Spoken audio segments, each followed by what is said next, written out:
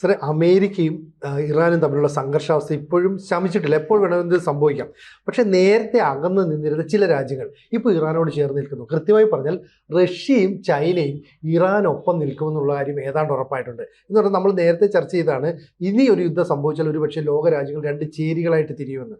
അപ്പോൾ റഷ്യയും ചൈനയും ഇറാൻ്റെ കൂടെ കൂടുന്നു എന്ന് പറഞ്ഞാൽ അമേരിക്കയ്ക്ക് അതൊരു വലിയ ഭീഷണി തന്നെയല്ലേ?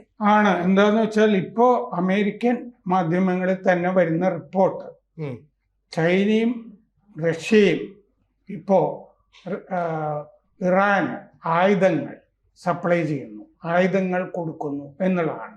കഴിഞ്ഞ ജൂണിൽ ഈ ഇസ്രയേൽ ഇറാൻ സംഘർഷം ഉണ്ടായപ്പോൾ ഈ റഷ്യ ഇറാനെ സഹായിച്ചില്ല എന്നൊരു സത്യമുണ്ട്, വസ്തുതയാണ്. അതെ.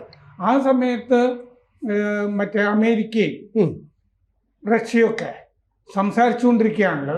ഉക്രൈൻ വിഷയത്തിൽ വെടിനിർത്തലും തുടങ്ങിയ കാര്യങ്ങളൊക്കെ സംസാരിച്ചുകൊണ്ടിരിക്കുകയാണ്. അപ്പോൾ അമേരിക്കയെ പിണക്കണ്ട എന്നൊക്കെ റഷ്യക്കും ഉണ്ടല്ലോ. പക്ഷെ ഇപ്പോൾ പുടിനും ട്രംപും തമ്മിൽ നീരസത്തിലാണ്. എന്നാൽ എങ്കിൽ പിന്നെ നമുക്ക് കാണിച്ചു കൊടുക്കാം എന്നുള്ള തീരുമാനമാണ് റഷ്യക്കുള്ളത് എന്ന് തോന്നുന്നു. അതുകൊണ്ട് റഷ്യ പുതിയ ആയുധ കരാറുകളിൽ ഏർപ്പെട്ടിരിക്കുന്നു ഇറാനുമായിട്ട്. അതുപോലെ ചൈന, തീരുവ കൊണ്ട് ചൈനയെ ശ്വാസം മുട്ടിക്കാം എന്നാണല്ലോ ട്രംപ് കരുതിയത്. എന്നാ പിന്നെ കിട്ടിയ ഒരു സുവർണാവസരം പാഴാക്കണ്ട എന്ന് ചൈന കരുതിയിട്ട് ചൈനയും ആയുധം കൊടുക്കുന്നു. ഇതിൻ്റെ വിശദാംശങ്ങളിലേക്ക് നമുക്ക് പോവാം. അപ്പോൾ ആധുനിക ആൻറ്റി ഷിപ്പ് എന്ന് പറഞ്ഞാൽ കപ്പലുകളെ തകർക്കാവുന്ന ക്രൂസ് മിസൈൽ ചൈന ഇറാന് കൊടുക്കുന്നു.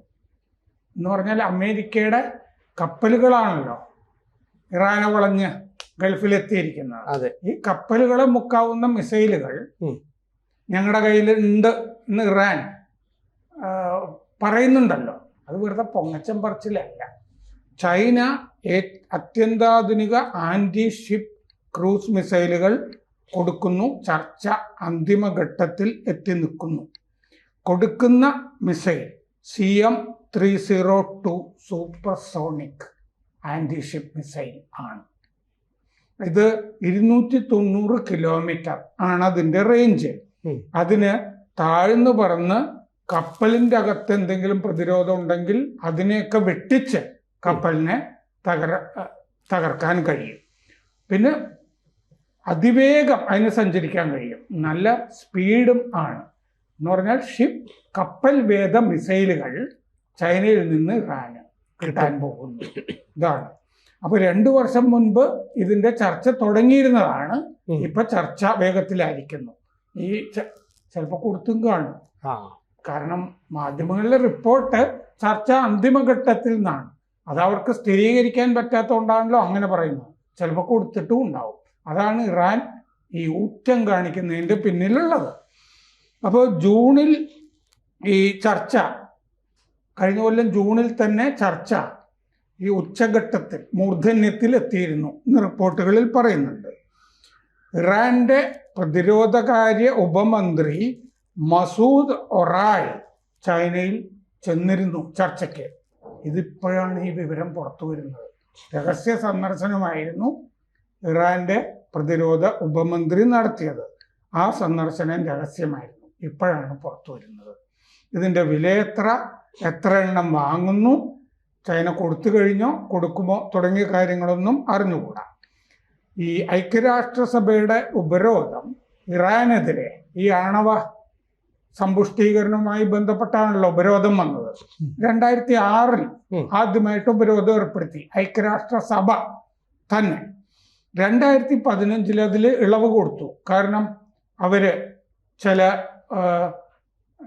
എന്താ പറയുക ഉടമ്പടികളിൽ ഏർപ്പെടാം എന്ന് പറഞ്ഞോടുകൂടി 2015 ഇളവ് കൊടുത്തു, ഉടമ്പടിയിൽ ഒപ്പിട്ടു. കഴിഞ്ഞ കൊല്ലം സെപ്റ്റംബറിൽ വീണ്ടും ഉപരോധം ഏർപ്പെടുത്തി. ഇറാൻ അണുബോംബിന്റെ അടുത്തെത്തി എന്ന് തോന്നിയപ്പോൾ. അപ്പോൾ ചൈന, ഇറാൻ, റഷ്യ ഈ 3 രാജ്യങ്ങളും സംയുക്ത സൈനിക അഭ്യാസങ്ങൾ നടത്തുന്ന രാജ്യങ്ങളാണ്. അവർ തമ്മിൽ പ്രതിരോധ സഖ്യം നിലനിൽക്കുന്നുണ്ട്. Iran, China, Russia. 2025 അമേരിക്കയുടെ ഉപരോധം ചൈനീസ് കമ്പനികൾക്കെതിരെ ഉണ്ടായിരുന്നു.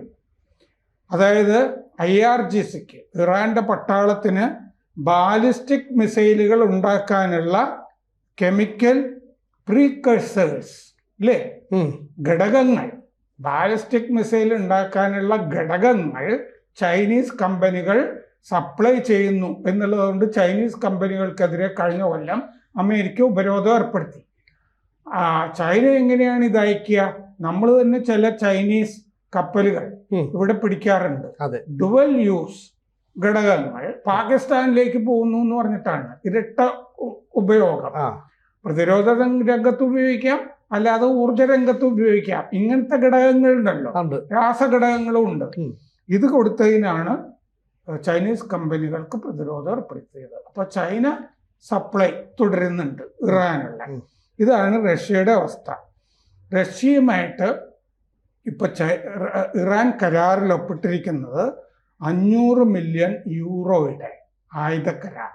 അതിലാണ് ഒപ്പുവച്ചിരിക്കുന്നത്. അതായത് ഈ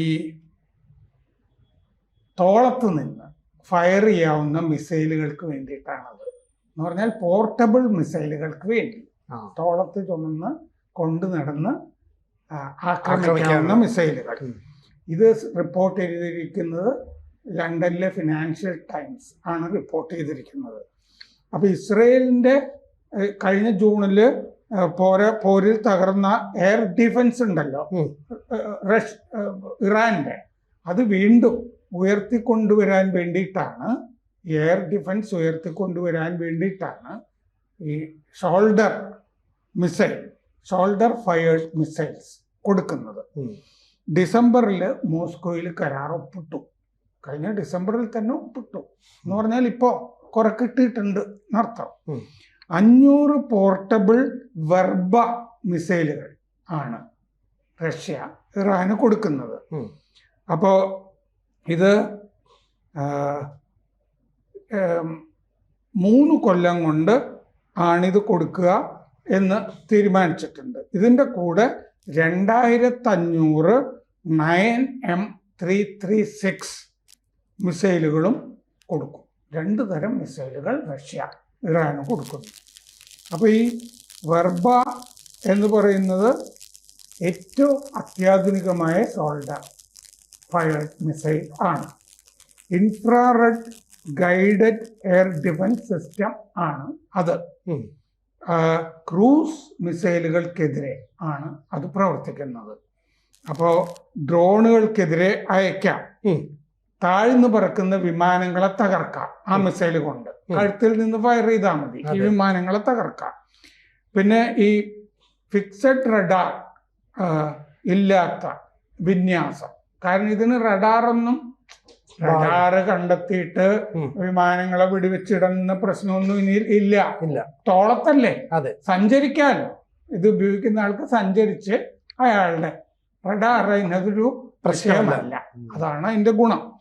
2027, 2029 3 ഘട്ടമായിട്ട് ഇത് കൊടുക്കാം എന്നാണ് കരാറിലുള്ളതെന്നാണ് ഫിനാൻഷ്യൽ ടൈംസിന്റെ റിപ്പോർട്ട്.